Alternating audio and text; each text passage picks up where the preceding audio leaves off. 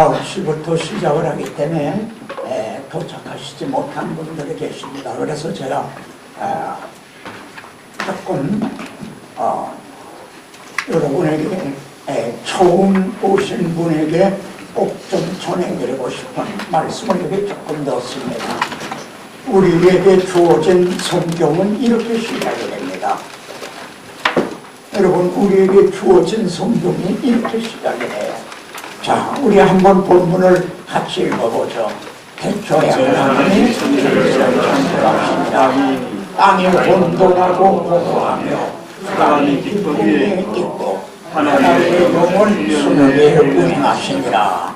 여기 우리에게 주어진 성경이 이렇게 시작이 됩니다. 자, 어떻게 시작이 되죠? 하나님이 천지를 창조하셨다. 이렇게 이제 대천지를 하고는요, 땅이 혼돈하고 공허하며 흑암이 깊음에 있고, 한마디로 하면 흑암으로 시작이 되고 있어요. 천지를 창조하시니라. 근데 빛이 있었고 영광이 가득하고 그랬다. 우리는 그렇게 시작이 될 것 같잖아요. 다시 한번 이렇게요. 태초에 하나님이 천지를 창조하시니라. 그리고 영광이 가득하고 충만하고 이렇게 시작이 될 법한데, 오히려 반대로 땅이 혼돈하고 공허하며 흑암이 깊음에 있고 이렇게 시작이 돼요.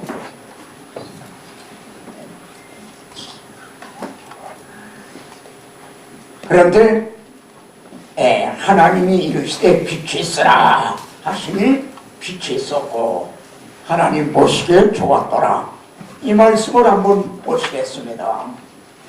자, 성경에 등장하는 하나님의 첫 말씀이요. 성경에 등장하는, 이제 우리에게 주어진 성경은 흑암으로부터 시작이 되고 있다. 흑암, 어두움으로 오히려 시작이 되고 있어요. 그런데 하나님의 첫 말씀은 빛이 있으라 하는 말씀이었다는 거예요. 그러면 이 하나님의 첫 말씀, 하나님이 하신 말씀을 이제 누가 대언을 해야 될 차례죠?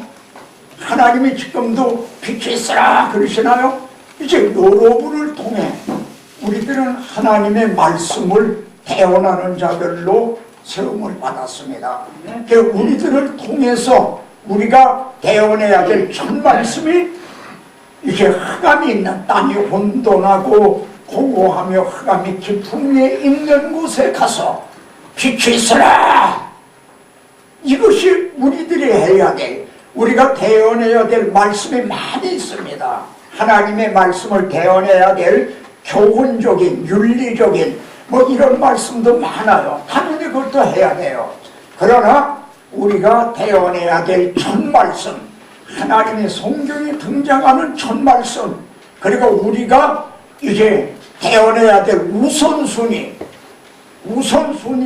빛이 있으라, 어둠을 향해서 빛이 있으라 하는 이 말씀이라는 겁니다. 성경이 이렇게 시작이 돼요. 자, 바울은요, 제가 지금 이렇게 드리니까 어떤 분은 좀 알레고리컬한 해석 같다, 영해를 하는 것 같다, 아마 그런 의구심을 가질 수도 있어요. 근데 우리가 지금 복음주의자들이 가야 될 건요, 이제 좌로나 우로나 치우치지 말라고 그랬어요. 좌로나 우로나. 북극만 중계 안 해요. 남극도 치워요. 우리가 가는데 영해할까봐 걱정해서 이쪽으로 하면 문자주의자가 돼요. 문자주의자. 그럼 문자주의를, 구약성경을 문자적으로 보세요. 그럼 어떤 결론이 되죠? 육직을 예수님을 그리스도로, 메시아로 인정 안 하는 유대주의자적인 해석이 되고 말아요. 유대인들에게도 구약성경이 있어요, 지금. 근데 그들은 그걸 문자적으로만 해석을 하고 있는 거예요. 그러니까 예수님을 그리스도라고 이제 인정을 안 하고 있어요. 그러니까 일로 가면은 영해가 돼버리고, 일로 가면 문자주의가 되고, 아주 우리는 그 사이에 있는 좁은 길을 가는, 외나무 다리를 타고 가득 하는, 사실 이곳에 우리들이 가야 될 길인데요. 자, 바울은 제가 지금 결코 제 생각을 이제 여러분에게 전하는 게 아닙니다. 여기 보면은 하나님이 이르시되 빛이 있으라 하시니, 그런데 바울은 어두운 데서 빛이 비치라, 이것이죠. 어두움으로 시작했잖아요. 처음에 어두운 가운데 있는데 빛이 비치라 말씀하셨던 하나님께서 예수 그리스도의 얼굴에 있는 하나님의 영광을 아는 빛을 우리 마음에 비춰주셨나니라. 그래서 우리가 전에는 이 땅이 혼돈하고 공허하며 흑암이 깊음에 있었던 그런 심령 상태에 있었어요. 근데 빛이 비치라 하고 복음의 빛이 비쳐서 빛의 자녀들이 된 거죠. 이제 우리가 빛의 자녀들이 된다. 자, 이 말씀을 조금 더 펼쳐보세요. 흑암에 행하던 백성이 보십시오. 어둠으로 시작하고 있잖아요. 지금도 불신 세계는 우리 한국에 처음에 이 토마스 선교사님인가요? 누가 복음을 가지고 이렇게 오기 전에는 흑암에 잠겨 있었던 상태였어요. 근데 그분이 와서 복음을 전하는 거는 어둠에 나여서 빛이 있으라 하신과 같이 복음의 빛을 전해준대요. 그래, 흑암에 행하던 백성이 큰 빛을 보고 사막의 그늘질 땅에 거주하던 자에게 빛이 비치보다. 여러분, 이렇게 보니까 이게 영에 갔습니까? 아닌 거죠. 네? 우리에게 주어진 성경이 이렇게 주어지고 있어요. 다시 말하면 창세기 1장은 하나님께서 천지 만물을 어떻게 창조하셨는가 하는 과학적인 책이 아닙니다. 거기에서 어떤 과학을 우리가 그걸 논증을 하려고, 증명하려고, 그거는 허상인 거죠. 이거는 우리들을 구원하시기 위한 하나님의 이제 우리를 구원하신 이제 구속사라는 말이에요. 근데 성경이 이렇게 시작이 되고 있다. 여기 이사야서에서 일어나라, 빛을 발하라. 이제는 우리 주님이 이렇게 빛을 발한 걸 이제 우리들이 이 빛을 발해야 되는, 너희는 세상의 빛이라. 세상의 빛이라는 말씀은 뭡니까? 세상은 어둡다는 거죠. 그러니까 너희가 세상의 빛이라. 그러니까 성경에 등장하는 하나님의 첫 말씀이 어둠을 향해서 빛이 있으라 하는 말씀이었고, 이제는 하나님의 말씀을 대원자로 세움받은 우리들이 최우선적으로 해야 되는 거는 불신자들만이 아니에요. 여기 성도들도 보면 어둠에 아주 땅이 혼돈하고 공허하며 막 마음이 뒤죽박죽인 거예요. 그리고 공허하다, 허무하다 이거야. 그리고 흑암이 차있는 그런 성도들을 향해 빛이 비치라 하고, 교회 안에서도 바울이 로마에 있는 너희에게도 내가 복음 전하기를 원하라 한 것처럼 교회 안에서도 이 말씀이 필요하다는 거죠. 밖에 있는 사람들만이 아니라. 자, 그런데 보세요. 참 성경이 얼마나 더 예민한가를 보세요. 땅이 혼돈하고 공허하며 흑암이 깊음에 있고, 이때는 어때요? 빛이 있었나요? 없었나요? 없었죠. 빛이 없었어요. 그러면 하나님이 이르시되 빛이 있으라 하면 빛이 있었고, 그럼 빛만 있어야 되잖아요. 이때는 어둠만 있었어요. 근데 전지전능하신 하나님이 빛이 있으라 하면 어둠은 다 물러가고 빛만 있어야 되잖아요. 근데 그 다음 이어지는 말씀은 하나님이 빛과 어둠을 나누사 이렇게 의외의 말씀을 대한단 말이에요. 그러니까 아직도 어둠이 남아있는 거야. 이때는 빛이 없었고 이때는 어둠이 없어야 되는데 빛과 어둠을 나누사, 이게 어떻게 되는 건가? 참 빛, 그 세상에 와서 각 사람에게 비치는 빛이 있었나니 바로 예수 그리스도는 이 참빛으로 오셨어요. 그런데 주님이 오셔서 빛을 비칠 때 다 영접을 했나요? 영접하는 자와 또 거부하는 자가 있었어요. 그러니까 빛과 어둠이 나눠진 거예요. 땅에 오매 자기 백성이 영접하지 아니하였으나 영접하는 자, 영접하는 자와 영접하지 않는 자로 갈라지고 있다. 바울이 복음을 들고가 전할 때 다 영접을 했나요? 그 중에 일부는 영접을 해서 그 복음의 빛이 심령에 비춰졌지만 어떤 사람들이 돌을 던지며 이제 또 대적을 하는. 그래 여기에 보면은 이러므로 하나님의 자녀들과 마귀의 자녀들이 드러나나니 이 둘로 갈라지는 겁니다. 그리고 이 말씀은 진행형이라는 겁니다. 이미 옛날 얘기가 아니라 지금도 땅이 혼돈하고 공허하며 흑암이 깊음에 있는 곳에 우리가 보냄을 받는 거예요. 사도행전 20장에 보십시오. 바울을 내가 그런데 너를 보내서 그들로 사망의 권세에서 생명으로 어둠에서 빛으로 오게 하기 위해 내가 너를 보내는 거다. 그런 말씀이 26장쯤인가 거기 나오죠.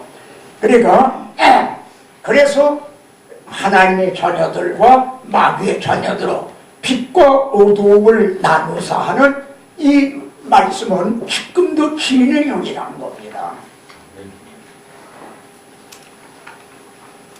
자, 여기 한 걸음 더 나아가면 말이에요. 이런 말씀을 또 대요.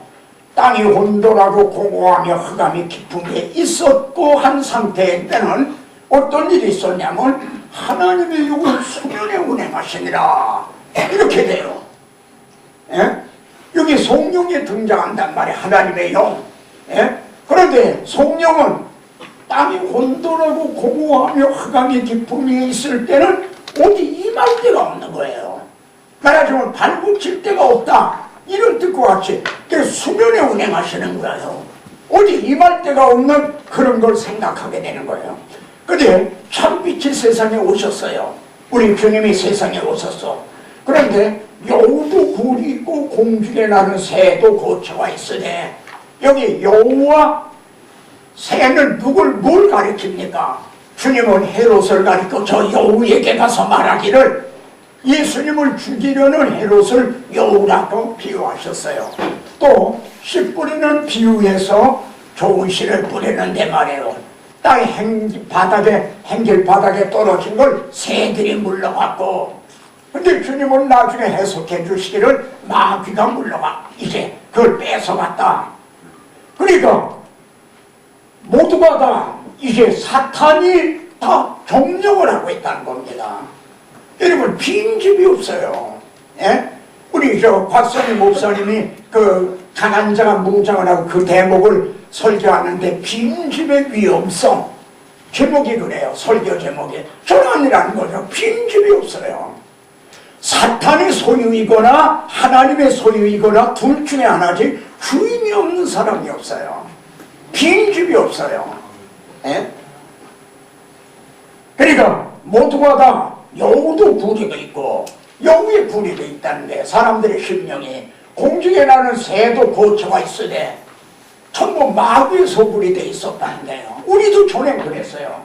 그래 그런 상태에서 주님은 머리 들 곳이 없는 거야. 말하자면 하나님의 영은 수면에 운행하시는 거예요. 난 머리 들 곳이 없다. 이 점을 노아 홍수 당시를 비유를 들어서 그러니까 우리가 성경을 할 때 스펄전 목사님이 그랬나요? 비유가 없는 설교는 창이 없는 건물과 같다. 여러분 창이 없는 건물이면 얼마나 답답해요. 그런데 이 고제스 목사님 같은 분 말이에요. 이제 부산의 고신에 계시던 네덜란드에서 교환 교수로 오셨던 고세도 나는 비유를 말할 시간이 없다는 게 비유를 안 한다는 거죠. 설교할 때. 왜? 첫째 시간이 없다는 거예요. 성경만 전하려도 시간이 모자라는데 지금 저도 그냥 지금 이게 실이 뭉텅이쯤 나오려고 그래요. 시간은 짧지 제가 여러분에게 정말 전하고 싶은 말은 많은 거예요. 이것도 오늘도 이제 솔로몬은 자기가 육적으로 이제 하고자 하는 거는 그만하지 않았다. 해보고 싶은 생각만 있어 다 해봤다는 거예요. 그러니까 그냥 아내도 700이나 얻었다니 저 여자 좀 좋다 하면 그냥 그만하지 않았다는 거야. 근데 저는 지금 정말 안 지났으나 여러분에게 뭐 하고자 하는 말씀을 제게 생각을 통해 주신다든가 하고 전 그걸 금하지 않는 거예요. 그래서 여러분이 가진 이제 이 교제하고 자꾸 달라지는 거예요. 그러니까 여러분들도 곤욕스러운 거야. 교제하고는 또 다르네. 그래 날 보고 완성본을 좀 보내달래. 교제 완성본을 보내달라. 다른 데 나가면. 근데 교제 완성본이 있나요? 여러분의 교제 완성본이 있습니까? 설교가 아주 완성된 완전 무결한 거 있나요? 그래서 제가 중국에서 이제 심양에서 계시록 강의를 했어요. 그걸 좀 해달래요. 그래서는 그게 본래는 없었거든요. 그래 계시록 그걸 이제 부랴부랴 복사를 해가지고 나눠줬어요. 저녁에 내가 이걸 계시록 강의를 할 거다. 그런데 그 이튿날 계시록 강의를 하는데 난 어저께 나눠준 거하고 달라진 거예요. 내 교재가. 그래서 제가 뭐라고 했냐면 하나님의 말씀은 살아있고 운동력이 있는 말씀이라서 어제 밤새 자랐다. 아니 사실이 그런 겁니다. 밤새 자란 거예요. 좀 고민이 있는 거예요. 이 말씀 앞에 서 있으면 이걸 조금이라도 더 온전한 거 이걸 전해야 되는데 그럼 또 드릴 교제하고 달라지면 저분들이 곤욕스러워할 텐데 그래도 조금이라도 좀 난 걸 먹여드리고 싶은 부모의 마음으로 말이죠. 그러니까 이것도 제게 그런 생각을 주셔서 늦게 오시는 분들을 계실 거 보니까 본론에 들어가기 전에 이걸 좀 전하고 싶어서 이걸 또 집어넣은 거죠. 그러니까 여기 노항수 여기 보면 말이에요. 그래 고재수 목사님 그분은 나는 시간이 없어서 비유를 말하지 못한다는 거야. 그러면서 또 하나는 성경의 비유가 얼마든지 있다 이게. 성경 안에서 비유를 들라 이거야. 성경 안에서. 그러니까 여기서도 다른 바깥에 있는 비유가 아니라 성경 안에 봐요. 물이 꽉 찼잖아요. 그래 좀 땅이 드러났나. 그래서 노아가 비둘기를 내놨더니 수면에 운행하다가 발 붙일 데가 없으니까 다시 돌아왔다 이거야. 우리는 그걸 연상하는 거죠. 하나님의 영을 수면에 오셔. 그런데 이제는 어떻게 됐어요? 우리 성령이 너에게 임하시면 이제 더 이상 성령은 수면에 운행하고 계시지 않다 이거예요. 물론 불신자들에게는 아직 성령이 임하시지 않은, 그러니까 수면에 운행하고 계시는 그런 상태죠. 그래 여러분이 가서 빛이 있으라 하고 복음을 전해주면 그에게 빛이 임하면 수면에 그 운행하시던 성령이 또 그에게 임하는 거죠. 그러니까 그들도 하나님의 자녀가 되고 또 언약 백성이 되고 이제 하나님 앞에 소속이 되는 거란 말이에요. 소속이 주인이 없는 게 아니라 사탄에서 사망에서 생명으로 어둠에서 빛으로 오게 된다. 자, 그러니까 우리에게 주어진 성경이 이렇게 시작이 되고 있다는 거예요. 자, 그럼 이 말씀을 적용을 해봅시다. 빛이 있으라 하신 하나님의 말씀을 태어나는 자로 우리들은 세움을 받았다. 자, 여기 바울에게 말해요. 호련히 하늘로부터 빛이 그를 둘러 비치는지라. 이거는 태양빛이 아니었다 이거야. 해보다 더 밝은. 또 창세기 1장에서 빛이 있으라 하신 빛은 태양빛이 아니에요. 태양은 넷째 날에야 지어졌어요. 그건 태양빛이 아니야. 그러니까 학자들이 이걸 해석을 할 수가 없어. 여러분 주석 저번날 강해설 보세요. 이거에 대해서 뭐라고 해석을 하고 있나? 이걸 구속사라고 하는, 정말 누가 주의 마음을 알아서 주를 가르치겠느냐. 그러나 우리가 그리스도의 마음을 가졌나니라. 이런 구속사라고 하는 전체 맥락에서 볼 때만이 이것이 비로소 의미가 드러나는 거예요. 그렇지 않고서는 문자적으로 해석을 하려니까 이게 해석이 안 돼요. 이 빛이 어디 갔어요? 그때 빛은 바울에게 빛이잖아요. 또 그 빛이 해보다 더 밝은 빛이 말이에요. 그를 구원 이제 하시는데 뭐라고 말씀해요? 내가 너를 구원하여 그들에게 보내요. 눈을 뜨게 하며 어두움에서 빛으로, 보십시오, 흑암에 있던 자들을 빛으로, 땅이 혼돈하며 공허하며 흑암이 깊음에 있던, 그래서 사탄의 권세하에 있던 자들을 하나님께로 돌아오는 이를 위해서 내가 세웠다는 거예요. 이러기위해서요, 너가 누구예요? 당신은 바울이지만 이는 여러분인 거예요. 여러분에게도 빛이 비쳤어요. 눈에 보이지 않았지만 바울 당신 눈에 보였어요. 그러나 바울은 귀에 들었어요. 사울아 사울아는. 그러나 내 눈에 아무 증거 아니 되어도, 그래, 주님의 음성, 내 귀에 주의 음성 아니 들려도, 어떻게든 주님의 마음을 본받는 자, 내 눈에 주 모습 안 내리며 내 귀에 주 음성 안 들려도 내 심령 날마다 주를 만나 신령한 말씀 늘 배우도다 하듯이 말해요. 우리 귀에 안 들리고 눈으로 안 보였어도 빛의 비침을 받지 않고 빛의 자녀 그리스도가 될 사람은 한 사람도 없어요. 그 빛의 비침을 받지 않고, 그리고 사울아 사울아 한 것처럼 부르심을 받지 않고 하나님이 불러주시도 않았는데 자원에서 하나님의 백성이 될 사람은 아무도 없다는 겁니다. 그러니까 우리들도, 여러분들도 위에도 빛이 비쳤고, 그리고 바울을 사울을 부르셔서 왜 부르셨는가? 예수 그리스도의 종 바울은 사도로 부르심을 받아 하나님의 복음을 위하여 택정함을 입었으니, 하나님의 복음을 내가 빛이 어두운 가운데 빛이 있어라 했던 이 말씀을 대언하기 위해서 내가 너를 세웠다 그러시는 거예요. 지금 이것이 우리에게 이렇게 적용이 된다 이 말이에요. 바울에게 그와 같이 하신 것 같이 이제는 이게 바울이 오늘의 전도자가 되는 게 아니라 여러분을, 그래서 너희도 그렇게 부르심을 받은 자들아, 우리를 왕같은 제사장으로 삼아주신 건 여기 보세요. 너를 어두운 데서 불러내요. 우리를 어두운 데서 불러냈다고 그러잖아요. 전에 우리들도 흑암 가운데 있었어요.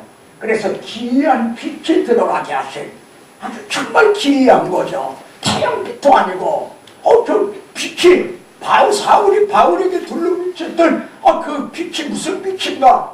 정말 기이한 빛이죠. 이 하신 이에 이 아름다운 복을 선포하게 하려 합니다. 이걸 증언하기 위해서 세우셨다는 거죠. 그런데 반대로 대적자가 있어요. 이 세상의 신이, 이건 사탄이죠. 이 세상 신이 믿지 않은 자들의 마음을 혼미하게 해서 그리스도의 영광의 복음의 광채가, 복음을 광채로 보고 있잖아요. 광채가 비치지 못하게 합니다. 그래서 빛과 어둠이 나눠지는 거예요. 그렇지 않으면 다 빛이 이제 임하게 되겠죠. 이러고 어둠이, 사탄이 이걸 막고 있다 이거예요. 자, 여기 적용해 우리가 삶을, 빛을 비추는 삶, 그러니까 말로만, 입으로만 빛이 있어라 하는, 이제 배터리가 됐나봐요. 배터리가 있더라고요. 우리가 입으로만, 말로만 빛이 있어라. 다시 말하면 말로만 복음을 전하는 게 아니라 우리의 삶을 통해서도 복음을 전해야 된다는 거죠. 이 점을 디도서에서는 이렇게 말합니다. 저들이 입으로는 시인을 하나 말로는 전한다 이거예요. 근데 행위로는 부인하네. 그의 삶을, 복음적인 삶을 살지 않는다는 거예요. 행위로는 부인하니 가증한 자요. 그들은 가증한 사람이고요. 그렇게 말씀하고 있어요. 오늘날 우리가 이래서 전도의 문을 우리가 다 막았어요. 입으로는 전도를 하면서 삶으로는 가증한 삶을 살기 때문에 우리 스스로가 전도의 문을 막아버렸다니까요. 자, 그러면은 여기 주님이 너희는 세상의 빛이라 너의 빛이 사람 앞에 비치게 하여, 우리 삶을 통해 비치는 거죠. 그들로 너희의 착한 행실, 보시오, 이게 행실을 보고, 그래 어떤 분은 불신자의 성경은 그리스도입니다. 불신자들은 성경을 읽지 않잖아요. 근데 우리가 불신자들의 성경이라는 거지. 근데 보면서 아, 예수 믿으면 저렇게 되는구나. 아, 이제 우리들을 통해서 그러니까 여기 보면 악을 행하는 자마다 빛을 비워. 여기 이거부터 봅시다. 참 우리아가 있죠. 우리아. 다윗이 우리아의 아내를 보내버렸어요. 근데 우리아는 지금 어디 있냐면 최전방에서 싸움을 하고 있거든요. 그런데 누구예요? 바세바가 말이에요. 바세바인가요? 맞아요? 바세바가 임신을 했단 말이에요. 그러니까 이거 야단났단 말이에요. 그러니까 우리아를 불렀어요. 그래가지고는 우리아는 왜 왕께서 왜 부르시나 하고 이제 왔겠지. 그랬더니 수고했다. 집에 가서 이렇게 아내하고 이렇게 지내라. 그러니까는 아마 뭐했을 거예요. 아니 이를 위해서 날 불렀단 말인가. 한참 지금 싸움을 하는데. 그러니까 우리아가 뭐라고 그랬어요? 우리아가 다윗에게 아뢰되 언약궤와 이스라엘과 언약궤, 우선 언약궤를 맨 앞에 놓잖아요. 언약궤와 이스라엘과 유다가 야영중에 있고 다른 군사 피 흘리며 싸움을 하고 있는데 나는 지금 어떻게 하고 있는가. 찬송가 가사에 그런 거 있죠. 이렇게 하고 있는데, 그리고 내 주 요압 자기의 사령관이 대장이 내 왕의 부하들이 바깥 둘에 침치고 있거늘 내가 어찌 내 집으로 가서 먹고 마시고 내 저와 같이 자리까. 내가 이 일을 행하지 아니하기로 왕의 살아계심과 왕의 혼의 살아계심을 두고 맹세하나이다. 여러분, 이 말을 내가 다윗이나 우리면 어땠겠어요? 이 말이 바울의 마음을 그냥 막 찔렀겠죠. 칼로 찌르는 것 같이. 지금 우리아는 어둠에 빠진 다윗에게 빛을 비추고 있는 거예요. 그러니까 그 이튿날은 다윗, 그리고 이제 왕 바깥 들에서 말이에요. 거기에 그냥 담 밑에서 밤을 새우고 이제 한 거예요. 그러니까 그 이튿날은 다윗이 술을 잔뜩 먹였어요. 혼미하게 해가지고 하려고. 그랬더니 요정이 안 내려가는 거예요. 나는 다윗이 한 대로 했다면 어떻게 됐을까요? 아마 다윗이 갈 때는 선물 보따리를 줘서 아마 이렇게 보내지 않았을까. 그런 걸 생각할 수가 있을 거예요. 근데 그렇게 안 하니까 다윗에게 이제 우리아에게 편지를 써서 가져간 거예요. 그 편지 내용이 뭡니까? 이놈을 가장 위험한 데 갖다 배치해라. 그리고 싸움이 붙거든 너희들은 살짝 빠지라.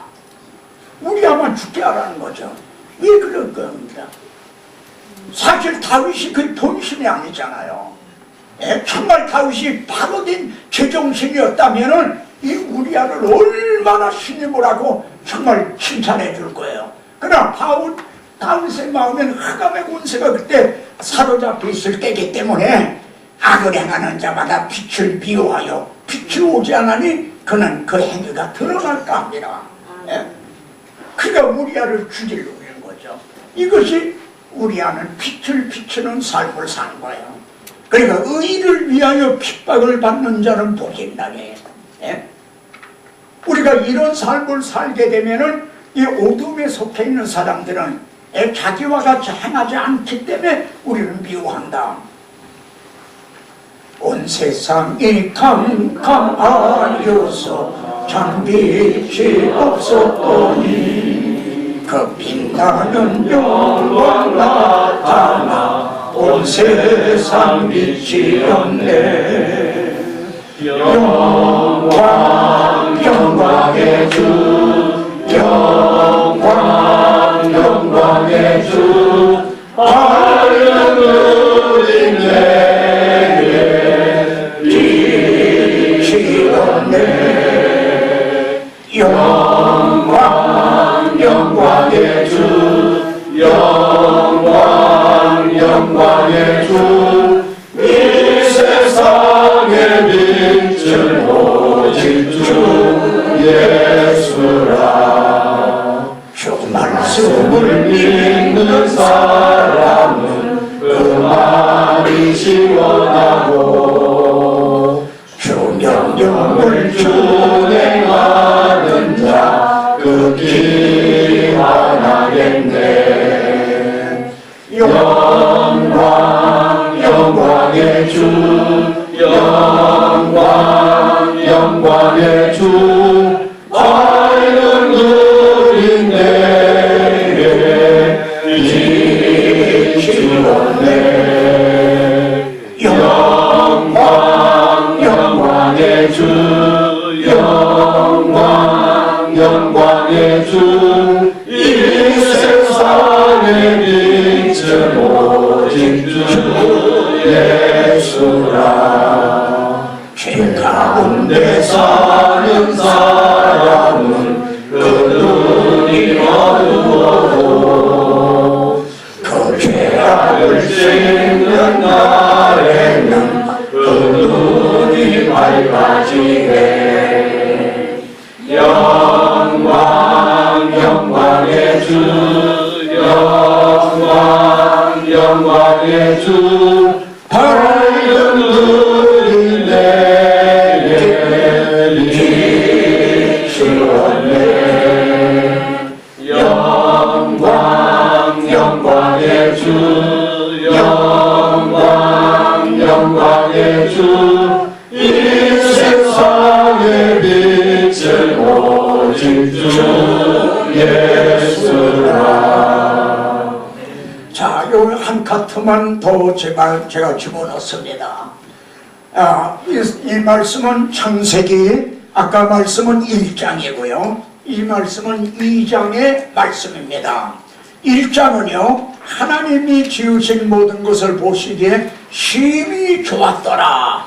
그래, 1장에는 좋았더라는 말씀이 7번이나 나옵니다.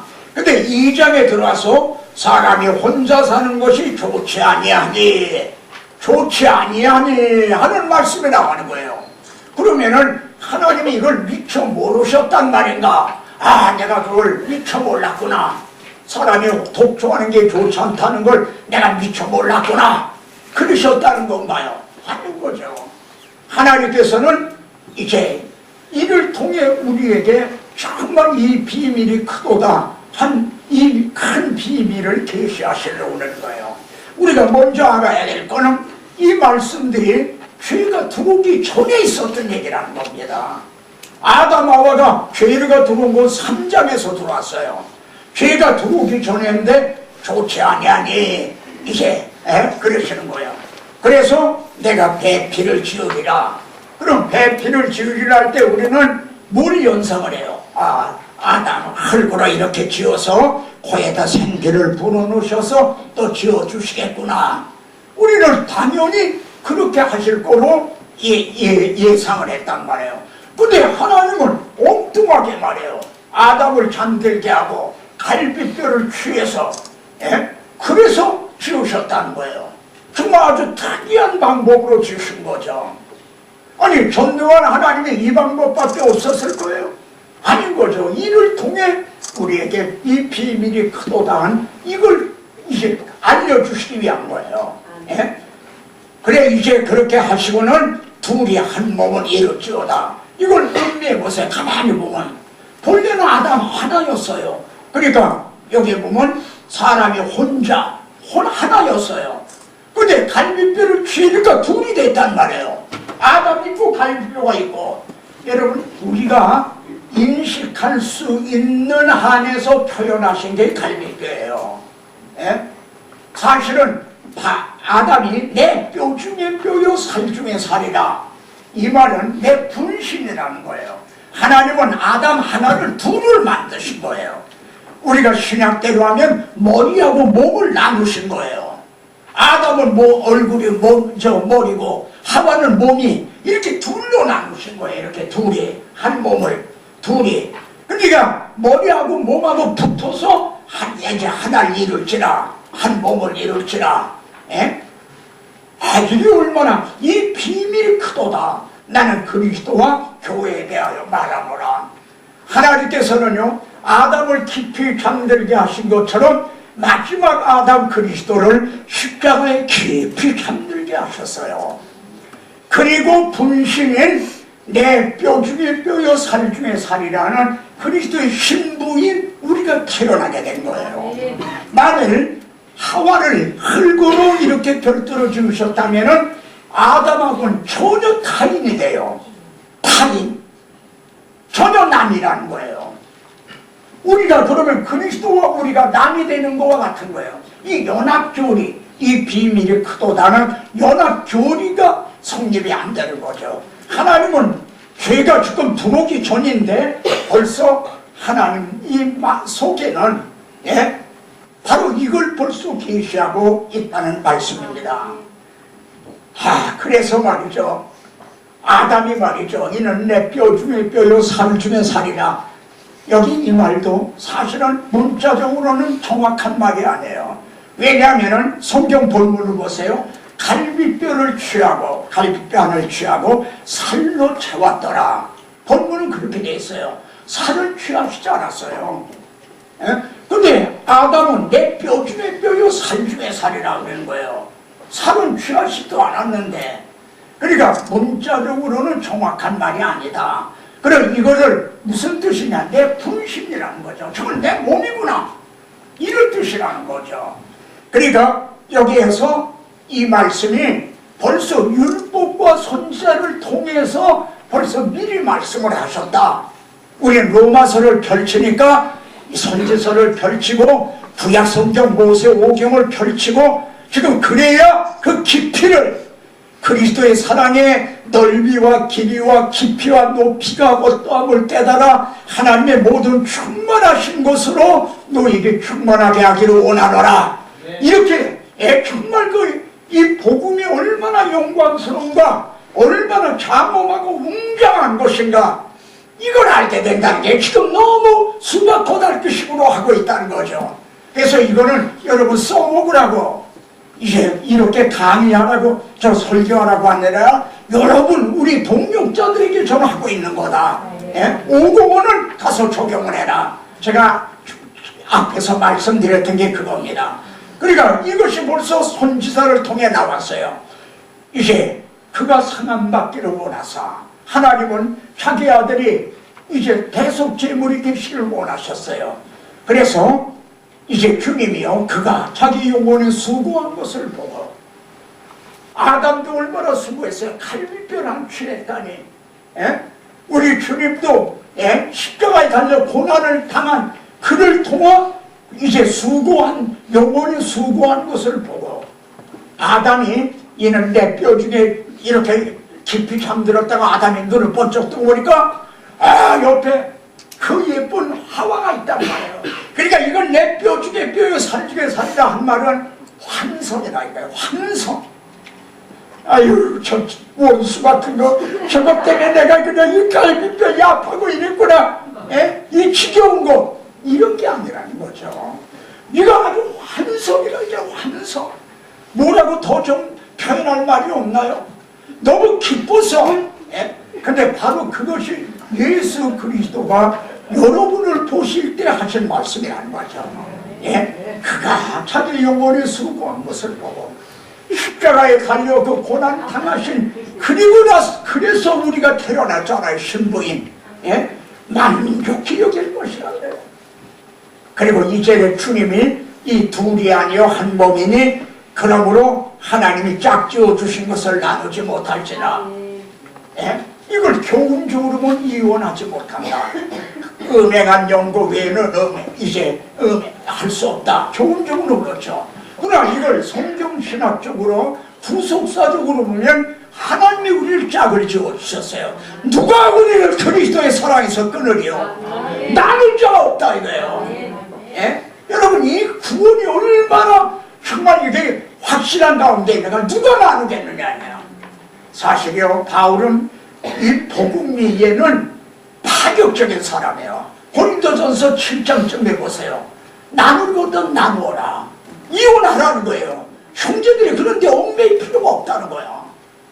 오히려 이혼을 하라는 거야. 그러나 이혼을 했으면 혼자 지내든지 그냥 지내든지 아니면 다시 합하라 그러고 있어요. 기억나시죠? 그 말씀이에요. 그러니까 바울은 복음에 아주 모진 미친 거야. 거기 외에는. 근데 우리는 복음은 보다는 교훈에 미쳐버렸단 말이에요. 교훈에. 예? 자, 누가 우리 그리스도의 사랑에서 끊으려 여기. 근데 이 말씀의 선지서에 말해요. 너의 하나님 여호와가 너희 가운데 계시니, 우리 가운데 계시는 하나님이 누구예요? 임마누엘의 하나님이죠. 하나님이 우리와 함께 하시다는 임마누엘. 예? 그는 구원을 베푸실 전능자시라. 그분이 임마누엘 하셔서 우리에게 구원을 베풀어 주셨잖아요. 그래서 신부가 태어나서, 예? 그가 너로 말미암아, 이 너가 누구예요? 바로 여러분이죠. 나죠. 나로 말미암아 기쁨을 이기지 못하시며 아다마가 내 뼈 중에 뼈요 살 중에 살이라. 그가 자기 영혼에 수고한 걸 만족해 여길 것이라. 성경에 잘 맞는 오메가 12처럼 말이죠. 톱니바퀴가 잘 받던 매도하다 한 성령이 이것을 이루실 말씀인 거죠. 예? 그래서 그로 말미암아 기쁨을 이기지 못하시며 너를 참잠히 사랑하시며 너로 말미암아 즐거이 부르며 기뻐하시라. 우리는 이 잠잠히 사랑하시는 걸 모르고 있는 거야. 자식들이 부모가 자기네들을 사랑하는 잠잠히 사랑하지 않아요. 예? 그걸 다 뭐 이렇게 그냥 감사하게 뭐 이렇게 야 뭐 내 새끼야 뭐 이래야만 되나요? 그게 아니잖아요. 근데 그 마음을 모르잖아요. 우리 주님이 나를 사랑하시지 않는 것 같아. 그럴 때가 있죠. 주님은 잠잠히 사랑하시는 거예요. 예? 너를 말미암아 즐거이 부르며 기뻐하시려나. 그런데 여기 또 결정적인 적용 부분이 나와요. 하나님은 혼자 사는 것이 좋지 아니하니 그랬어요. 그래서 돕는 배필을 필요로 하신다. 자, 여기 보면요,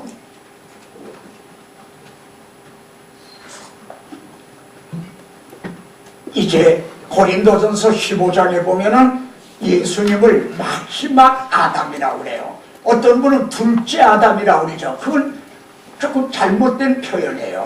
예수님은 마지막 아담이에요. 그리고 둘째 사람이에요. 거기에 보십시오. 분명히 그렇게 나옵니다. 마지막 아담이란 아담으로부터 퍼져내려온 원죄, 그 모든 죄를 주님이 종지부를 찍었어요. 율법의 완성이니라. 그래서 주님은 마지막 아담이야. 그러나 주님은 둘째 사람이에요. 마지막 사람이 아니에요. 왜? 두 번째 시조고 두 번째 대표잖아 이거요. 그래서 우리는 아담에 속해 있는 게 아니라 이제 우리들의 죄를 마지막 아담분이 되셔서 종결을 해주셨기 때문에 우리는 두 번째 대표자인 거듭난 우리들은 두 번째 대표자인 그리스도에게 소속이 된 거예요. 그러니까 예수님은 마지막 아담이며 두 번째 사람이다. 그런데 마지막 아담도요, 아담이에요. 마지막 아담에게도 혼자 사는 것을 좋지 않게 보신다는 겁니다. 그래서 여러분을 이제 돕는 배필로 지어주셨다는 거예요. 예? 여러분을 돕는 배필로 지어주신 거예요. 우리를 필요로 하신다는 거예요. 여기 보십시오. 예? 출애굽을 할 때 내가 내려가서 그들을 애굽의 손에서 건져내고 하나님이 구원하시겠다는 거예요. 그런데 그 다음에는 내가 너를 바로에게 보내요. 내가 너를 필요로 한다 이거예요. 예? 아시겠습니까? 내가 너를, 이거는 내가 이스라엘 백성을 애굽에서 구원해내는 거는 네가 하는 게 아니라 내가 하는 거다. 그럼 나는 돕는 배필, 너를 필요로 한다 이거예요. 이 각성, 이게 우리들에 대한 이 각성. 예? 그래서 여기 보면은 반드시 내가 너와 함께 있으리라. 두 몸이 합하여 한 몸을 이루듯, 예? 내가 모세 너하고 함께 있다. 여기에는 주와 합하는 자는 한 명이니라. 지금 우리들은 두 몸에 합하여 한 몸을 이루듯이 부부가 말해요. 우리는 주와 합하여 한 몸을 이룬 누구도 나눌 수도 없는 이제 주님의 배필, 돕는 배필이라 해요. 근데 돕는 배필이 현모양처가 아니라 악처가 되어버렸단 말이에요. 예? 여기에 문제가 오히려 악처가 됐다는 말이야. 예? 너희 몸이 그리스도의 지체인 줄을 알지 못하느냐. 우리가 없으면 주님의 지체가 없는 거야. 손발이 없는 거야. 주님의 입이 없는 거야. 지금 저는 예수 그리스도의 입노릇을 하고 있는 거죠. 주님이 예루살렘에 입성할 때 나귀 새끼를 타고 들어가셨어요. 나귀 새끼의 발은 예수 그리스도의 발노릇을 하고 있는 거지. 지금 우리들이 아름다운 소식을 가져오며 좋은 소식을 가지고 산을 넘는 그 발이 어찌 그리 아름다운 거. 아니 입이 아름답다 그러는데 발이 아름답다는 거예요. 우리가 그리스도의 발노릇을 하는 게 부지런히 발노릇을 하는 말이에요. 예? 여기 바울은 이제 너희를 위하여 받는 괴로움을 기뻐하고 그리스도의 남은 고난을, 예? 주님이 지금 십자가사에서 다 이루었다. 그때 하나님의 나라가 완성된 게 아니잖아요. 구속은 주님이 다 완전하셨어요. 단번에. 그러나 하나님의 나라가 완성된 게 아니야. 이제는 성령의 교회경에 우리에게 오셔서 우리들을 통해서 그리스도의 남은 고난, 에? 주님이 재림하실 때까지 그 남은 고난을 내 육체에 채우느라. 왜 그리스도의 남은 고난이라고 그랬나요? 여기 이제 보십시오. 에? 여기 바울은 골로새서 이제 마지막 2장 1장 마지막인가 거기 이런 말씀을 했어요.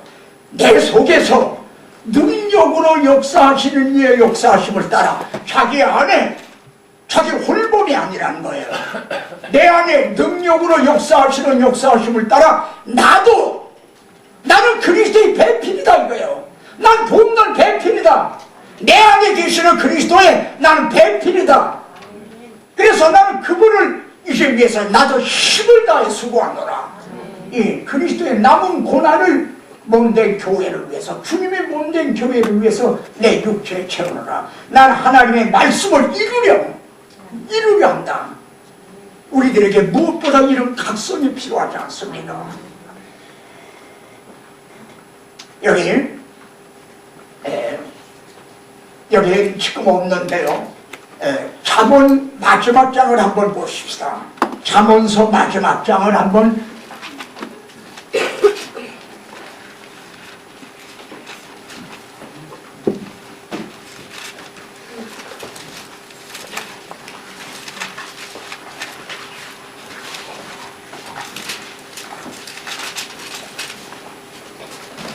여기에 보면 말이에요. 첫 잠언은요, 이상하리 많지 누가 현숙한 여인을 찾아오겠느냐, 누가 장가 잘 가겠느냐, 쉽게 이런 말로 끝나고 있어요.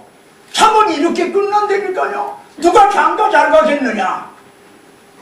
이걸 교훈적으로 접근하면 거기에도 의미가 있죠.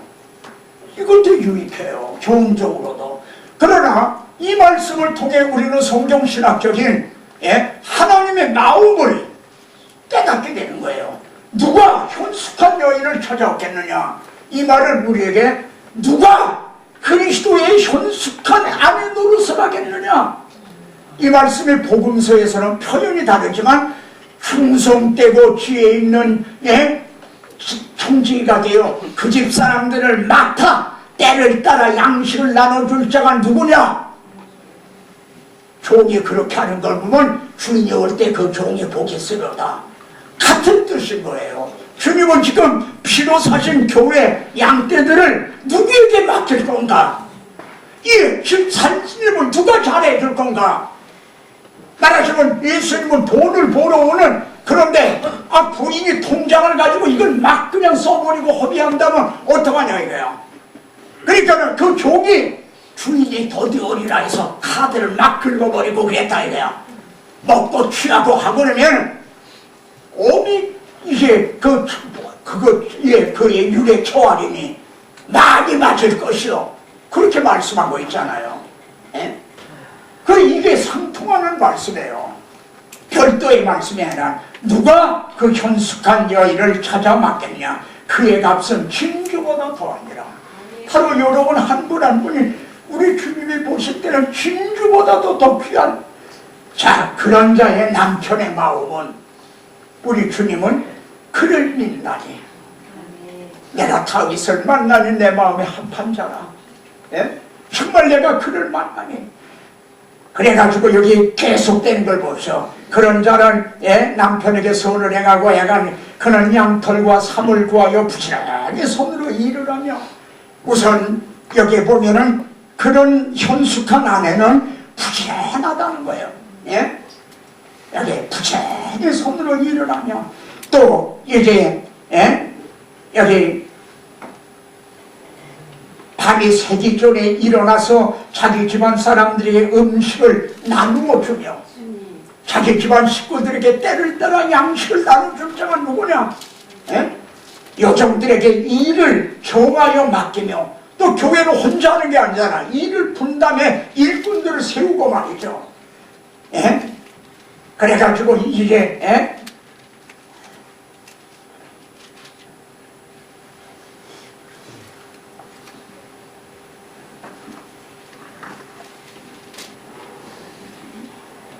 여기에 보면은 궁핍한 자를 위하여 손을 내밀며 이걸 또 구제를 하는 이제 그런 게 나오죠. 근데 그 전에 그 다음에 말씀이 참 보세요. 자기 집 사람들은 다 홍색 옷을 입었으므로 라우디게아 교회처럼 벌거벗고 있는 게 아니에요. 홍색 옷을 이제 그 왕자 예수님에게도 홍색 옷을 입혀서 이스라엘 왕이 하고 조롱했잖아요.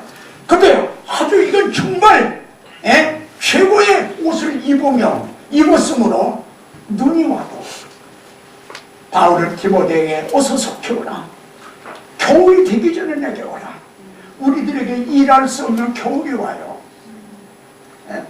그날은 역사적인 종말이고 개인적인 종말은 임종머리죠. 저기는 그날에 가까웠잖아요. 그러니까 한 번이라도 이 혀가 썩어질 거 아니에요. 그러니까 눈이 와도 그는 자기 집 사람들을 위하여 염려하지 아니하며 왜? 이미 준비를 잘 예비를 했기 때문에. 얼마나 현숙한 아내예요. 누가 이런 아내 노릇을 할 건가?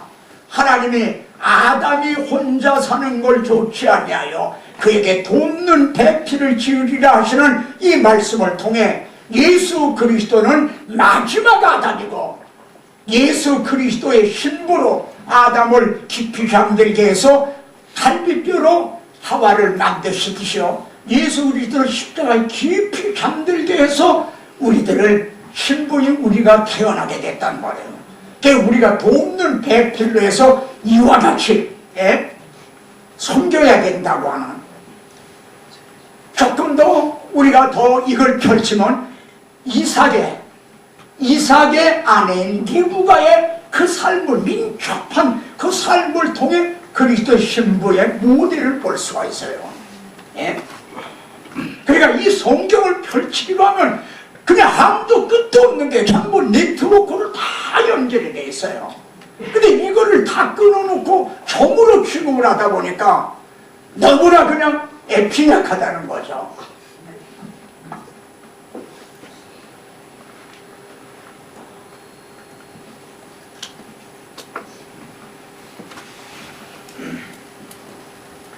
자, 우리가 이 하나님께서 그 다음에 이 소낙과 말이에요.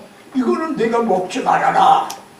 근데 제가 여기 후속사적인 의미라고 그렇게 말씀을 드렸어요. 왜냐하면은 소낙과에 대해서 이제 우리가 교의신학적인 조직신학이죠. 조직신학적인 면에서 보면 또 다른 것으로 얘기할 수도 있어요. 뭐 그런 그 해석을 그건 틀렸다 배척하는 게 아닙니다. 보완적이에요. 그런데 여기에 한 말씀 제가 전한다면요, 조직신학은요 정적이에요. 정적. 무슨 얘기냐면은 저수지에 물이 고이듯 한 게 교리신학이에요. 조직신학이에요. 성경에 여기저기서 신론, 인재론, 말세론 뭐 이렇게 해서 그걸 조직을 해놓은 거예요. 이렇게.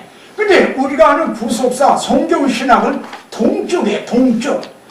에덴에서부터 강이 흘러내린다는 말과처요, 창세기에서부터 시작된 것이 계시록을 향해서 막 물이 흐르고 있듯이 말이에요. 그렇게 이제 동쪽이란 말이에요. 예? 조직신학은 정적이에요. 정적.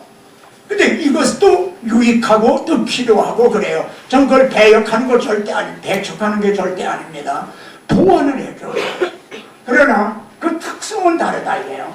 그러면은 이 선악과에 대한 구속사적인 의미가 뭔가, 뭐 하나님의 주권이다, 사람을 로봇처럼 지으신 게 아니라 자유의지를 주셨다, 다 이제 유익해요. 근데 이걸 구속사적으로 보냐면 첫 계명이었고 언약이었다는 거예요. 이게 언약이었다. 첫 언약. 예? 첫 계명이었다는 게 언약이라기보다 계명이라는 말이에요. 내가 먹는 날엔 반드시 죽으리라. 그런데 호세아는 뭐라고 해석하냐면은 그들은 아담처럼 언약을 어기고, 아담처럼 언약을 어겼다 이래요. 아담만 그린 게 아니라, 쉽게 말하면 아담만 선악과를 따먹은 게 아니라 선민 이스라엘도 우상이라는 선악과를 따먹어버린 거예요. 그러니까 이제 이 우상을 섬기면 속히 망하리라, 멸망하리라. 그런데도 그들은 우상 숭배를 한 거예요. 그러니까 그들도 아담처럼 언약을 하고. 근데 잘 보십시오. 왜 많고 많은 선지자 중에 호세아를 들어서 그것이 선악과가 언약이었다라고 말씀하고 있는가? 호세아가 누구하고 장가들었죠? 고멜하게 장가들었죠. 고멜하고 장가들고 뭐라고 소약을 했어요? 너는 옆에 있는 신부 아무개를 사랑하고 그러겠느냐? 신부는 옆에 있는 호세아를 남편으로 맞이하여 살든지 죽든지 괴로우나 즐거우나 이렇게 하겠느냐? 소약을 한 거예요. 근데 이 고멜이 또 바람이 나서 나간 거예요. 하나님의 백성 이스라엘이 그랬다 이거예요. 예? 번번이 음행을 했다는 거지. 언약을 어기고. 예? 내 백성이 그러하다. 예? 그래서 호세아를 통해서 이것이 언약이었다라고 계시라고 계시는 겁니다. 그런데요, 하나님께서는 이 언약을 통해서 다스리세요. 언약. 자, 법이 없으면, 언약, 법이 없으면 하나님의 통치받는 여부를 무엇으로 알아요? 아담에게 내가 먹는 날에는 반드시 죽으리라 그러셨는데 그걸 먹지 않으면 하나님의 통치를 받는 거예요. 근데 먹어버렸단 말이에요. 무슨 말이죠? 난 당신 통치 안 받겠다 이거야. 나는 저 사람의 통치 받겠다. 하나님의 통치를 거부한 거예요. 그러니까 아담이 말씀대로 선악과 이거를 보험하지 않았다면 하나님의 통치를 받고 있는 거예요. 근데 이 언약이 없다면, 법이 없다면 통치를 받는 건지 안 받는 건지 그 여부를 알 수가 없는 거예요. 근데 이거는 옛날만이 아니라 지금도 그거예요. 우리가 내가 새 언약을 주느냐는 복음을 보수하면은 여러분은 통치를 받고 있는 거예요. 그러니까 이걸 버리고 벗어나면은 그건 또 이제 아웃사이더가 되는 거죠. 통치 밖으로 나가는 거지. 자, 여기 보십시오. 그들 중에 반역이 있다고 그러잖아요. 이스라엘 선민이에요. 에덴 동산에서 반역이 있었어요. 근데 선민 이스라엘이 예루살렘에서 또 반역을 한 거예요. 그러다가 아담 하와가 에덴에서 추방당한 듯이 그들은 또 바빌론으로 추방을 당한 거예요. 이 역사는 계속 악순환인 거예요. 예? 그래서 하나님과의 관계는 언약의 관계예요. 언약이 없으면요, 하나님과 관계가 성립이 안 돼요. 지금 불신자는 언약 밖에 있는 사람이에요. 그래서 그들을 전도한다는 건 언약에다가 연결시켜주는 거예요. 언약 백성이 되도록. 그냥 믿음이란 언약을 믿는 것이 믿음이에요. 예? 언약이 없으면 관계도 믿음도 성립이 안 된다. 그러니까 이것은 첫 선악과, 이것은 하나님과의 첫 계명이다. 근데 조금만 더 나가보세요. 그럼 선악과를 말해 문맥적인 의미를 보면 성경에서 문맥은 생명선과 같다 그래요. 예? 이 문맥적인 의미를 보면 뭐가 되냐면 보시죠. 선하게 알게 하는 이건 먹으면 종종 죽으리라. 17절에요. 근데 18절에는 문맥에 뭐죠? 돕는 배필을 주리라는 말씀이에요. 그러면은 이걸 정리해 봅시다. 17절은 하나님과 아담의 관계예요. 너하고 나하고의 관계다 이게 아담과.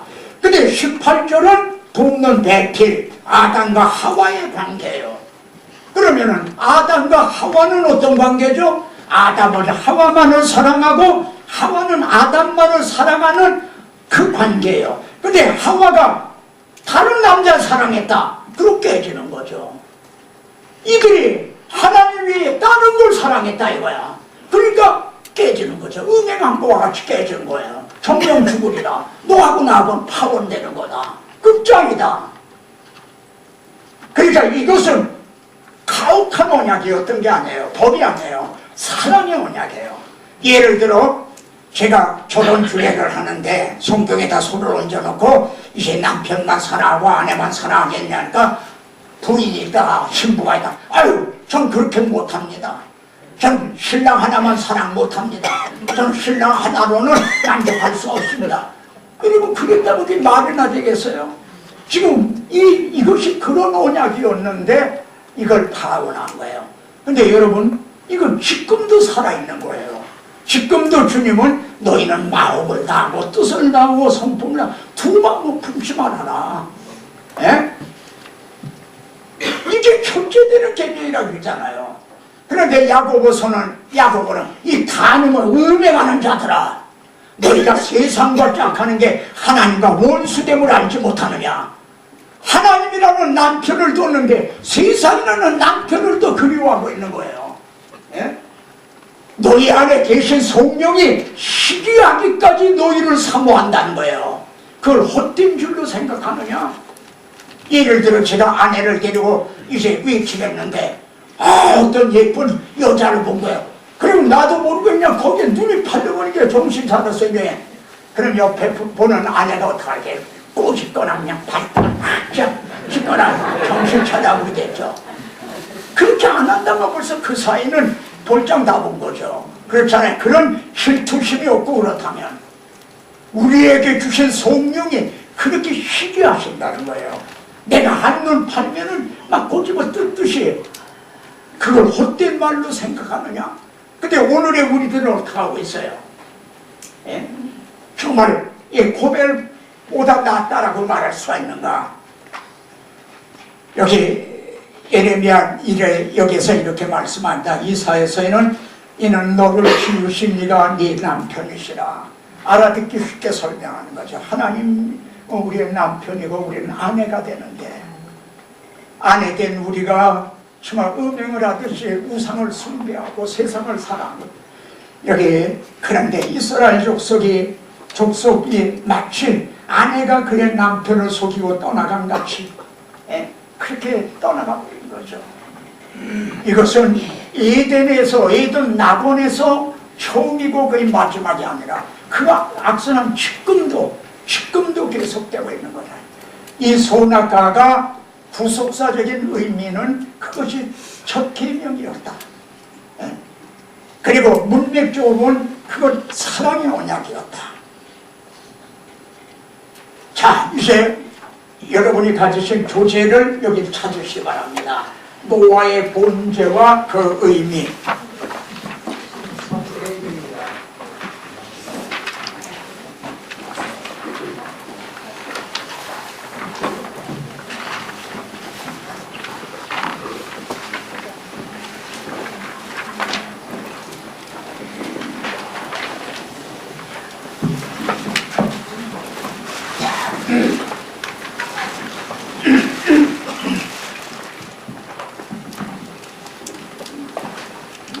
이 노아의 본죄가요 성경에 등장하는 두 번째 본죄입니다.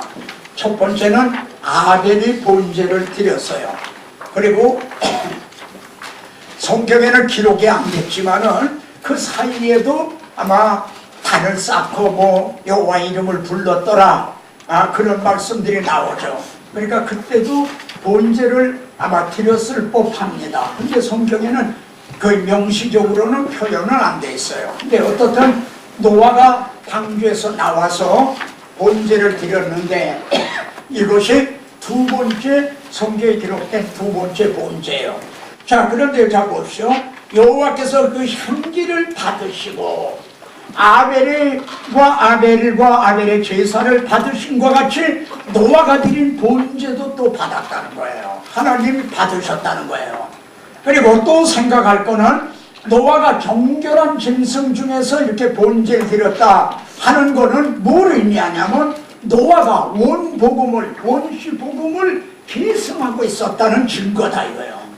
이해가 되십니까?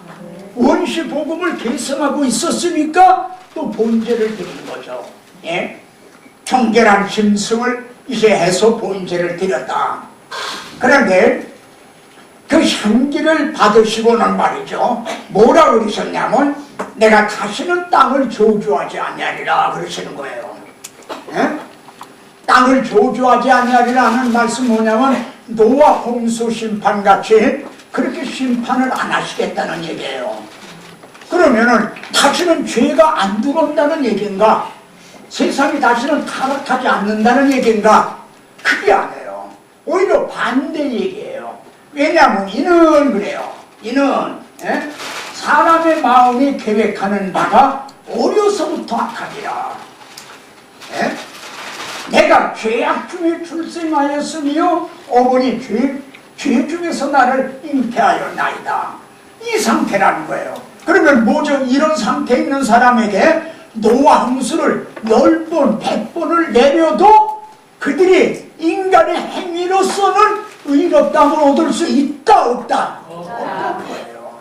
그걸 아셨기 때문에 내가 다시는 저주하지 않겠다. 해봐야 그건 소용없는 걸 아시기 때문에. 그러면 하나님의 구원 계획을 어떻게 하시겠다는 거예요? 그럼 하나님의 구원 계획을 포기하거나 중단하신다는 건가? 아니에요. 바로 이게 번제의 향기를 받으시고에 나타난 거예요. 여러분, 번제는 고기가 타는, 짐승 고기가 타는 냄새예요. 그게 왜 향기라고 그랬을까요? 바로 이건 예수 그리스도께서 대속죄물이 되어주실 그에 대한 상징이기 때문에 이걸 향기라고 표현하고 있어요. 그걸 받으시고, 즉 나는 이제 자기 아들을 독생자를 보내셔서 그가 번제 곧 대속죄물이 되심으로 그걸 통해서 우리를 구원하시겠다는 거예요. 노아 홍수 같은 것으로 구원하시는 게 아니라 자기 아들의 대속. 그래서 여기 제가 이걸 부랴부랴 또 넣었어요. 여러분 교재에는 요거 조금 다를 거예요. 계시록엔 이렇게 말씀해요.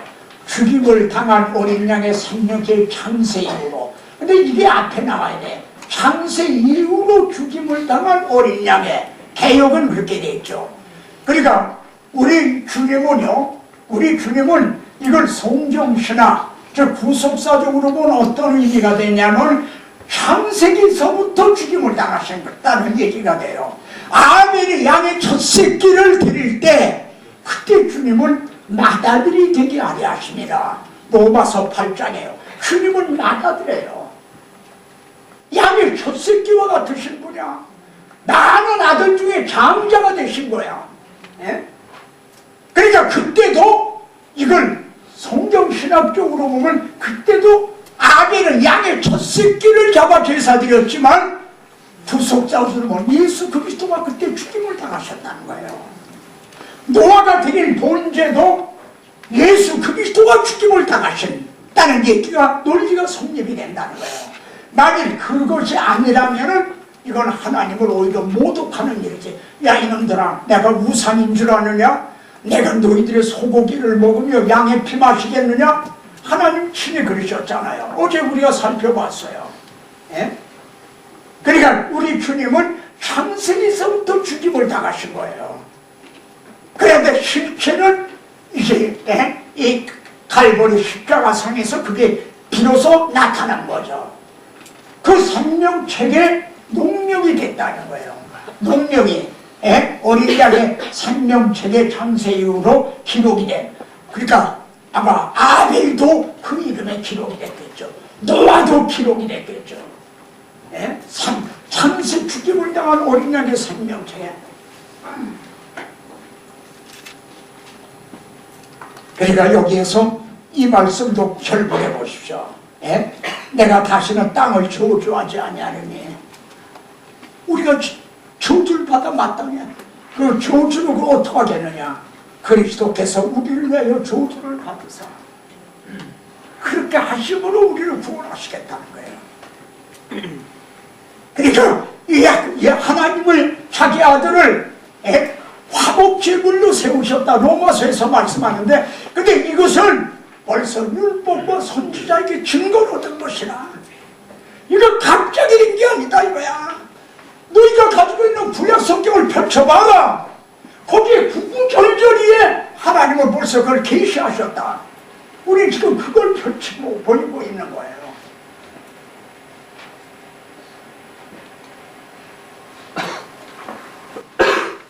자, 이게 여러분의 교재에 없을는지도 모르겠어요. 아마 없기실 거예요.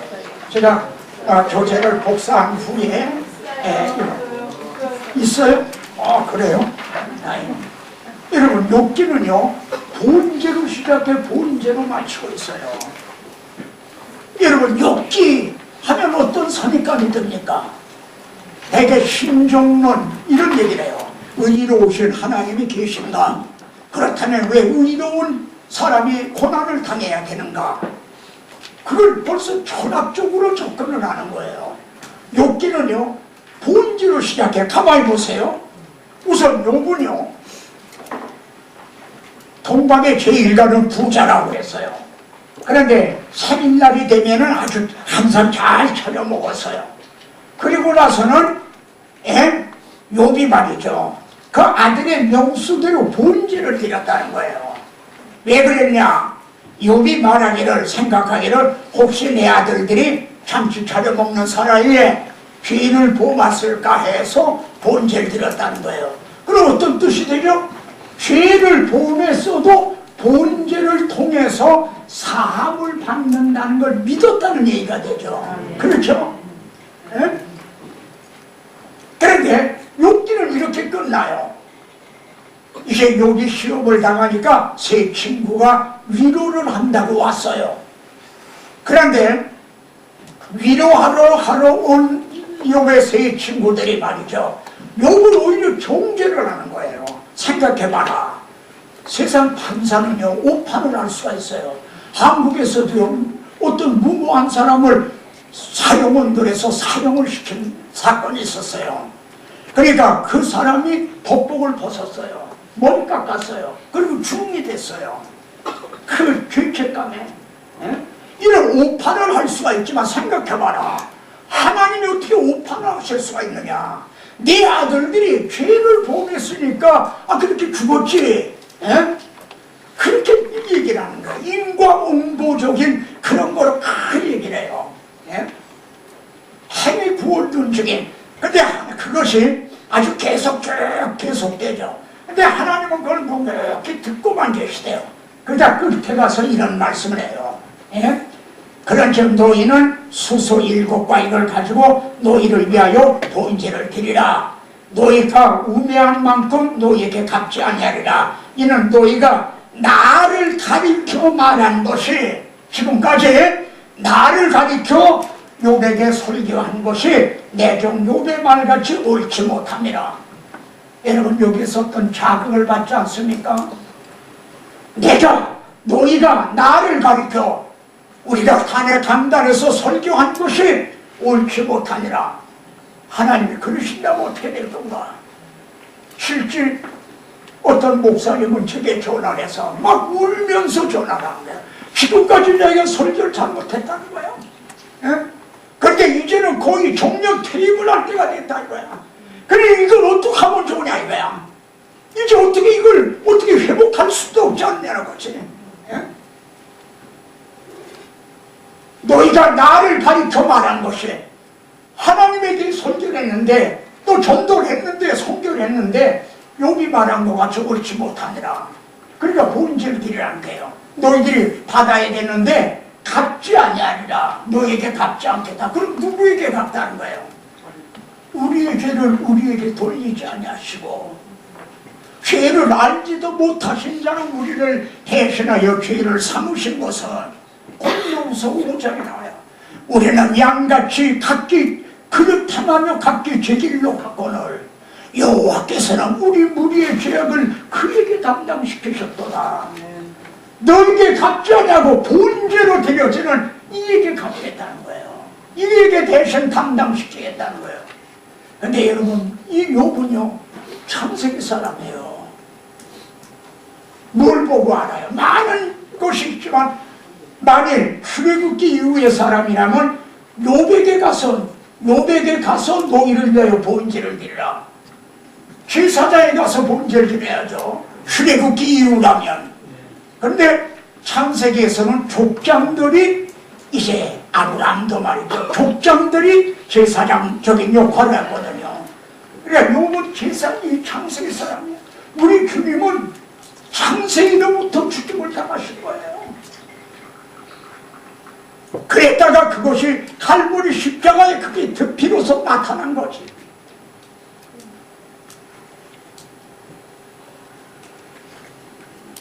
근데 여기 보면은 노아가 번제를 드리는 후에 말이죠. 황제에서 나온 후에요. 포도주를 먹고 벌거벗은지라 그래요. 참 이런 면에서 성경의 예민함을 보는 거죠. 노아는요 954를 살았어요. 그래 950년을 살았으면은 그 950년 동안 행한 일들을 다 낱낱이 기록한 건가? 그렇진 않아요. 근데 포도주 좀 과음하고 벌거벗은 거 이건 기록될 가치가 없어 보이잖아요. 근데 성령은 이걸 기록을 하라는 거예요. 이게 중요하게 여기고 있는 거예요. 지금 여러분 노아가 누구의 모습을 하고 있어요? 아담하와가 우리가 벌거벗었기 때문에 두려워서 죽었나이다. 아담 하와의 모습을 하고 있어요. 제가 믿기로는 구약 성경에서 가장 수고를 한 사람이 있다면 노아일 것이다. 육적으로 말해요. 그런 노아라도 하나님 앞에서는 벌거벗은 자에 지나지 않는다는 거예요. 그가 행한 그 공로로서 의롭다 그렇거나 구원 얻는 거 아니라는 거예요. 그걸 보여주고 있는 거예요. 노아라도 하나님 앞에서는 벌거벗은 자의 자력 구원의 불가능성을 보여주고 계신 거예요. 그런데 셈과 야벳이 덮어드리는 거예요. 참 성경에도 혼자가 아니라 셈과 야벳이 같이 계속 뒷걸음질에 덮어줬어요. 근데 여기 보시오. 이 놀라운 말씀 나오지. 노아가 나중에 술이 깬 후에 셈이 하나님 여호와를 찬송하리로다. 첫째, 셈과 야벳을 칭찬하고 있질 않아요. 하나님을 찬양하고 있어요. 이게 또 엉뚱하잖아요. 또 하나님을 찬양하되 덮어드리긴 셈과 야벳이 같이 덮어드렸는데 야벳은 없어지고 셈이 하나님만 찬양하고 있어요. 그럼 이걸 무슨 뜻이 되죠? 자기 세 아들 중에 그리스도가 셈의 줄기를 통해서 오신다는 거예요. 그래서 우리들의 벌거벗은 수치를 가리워 주실 복음이 뭐예요? 하나님의 의가 나타났습니다. 여러분, 이 의를 받아 입어서 우리 죄를 허물 사함을 받고 그 죄의 가리움을 받은 자는 복이 있도다. 우리가 지금 그걸 말하고 있는 거예요. 근데 이것이 너희가 가진 구약 성경을 펼쳐봐라. 율법과 선지자를 통해 벌써 증거를 얻을 것이다. 노아가 그렇잖아요. 노아를 덮어줬잖아요. 근데 셈의 줄기에서 그리스도가 오셔서 우리들의 벌거벗은 걸 덮어주실 그 하나님을 찬양하고 있는 거예요. 그럼 여러분은 그건 너무 논리적인 비약이 아니냐? 노아가 그걸 알았단 말이냐? 몰랐죠. 노아의 그 이성이나 지혜는 몰라요. 근데 구약시대에는 말이죠, 전문적인 선지자 이사야, 에레미야, 에스겔 같은 선지자가 나타나기 전에는 족장시대에는요 족장을 선지자로 들어 쓰셨어요. 여기에는 기록이 안 됐는데 창세기 20장을 보세요. 아브라함이 자기 아내를 이제 누구죠? 이제 그에게 또 뺏기게 돼요. 그때 하나님이 나타나신 거예요. 그래서 그가 누군 줄 아느냐? 선지자다. 그러니까 그 선지자의 아내를 돌려보내라. 그렇다면 네가 죽으리니. 예? 아브라함을 선지자라고 말씀해요.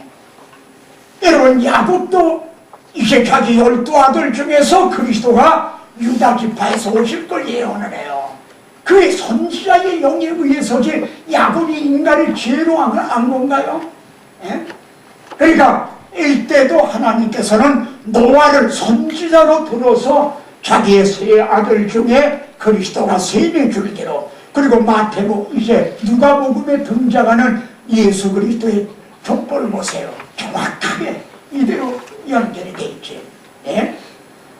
그리고 야벳은 장대했지만 셈이 장막에 거한다는 거예요. 셈의 계통에서 오실 그리스도를 통해서 구원에 참여하게 된다는 거죠. 예? 자, 그래서 지금요, 여자의 후손이 아브라함의 자손으로 이렇게 오시게 돼요. 그런데 지금 그 일 후에 이렇게 22장은 이렇게 시작이 됩니다. 여기서 잠깐 우리 휴식을 하고 그리고 계속하도록 하겠습니다.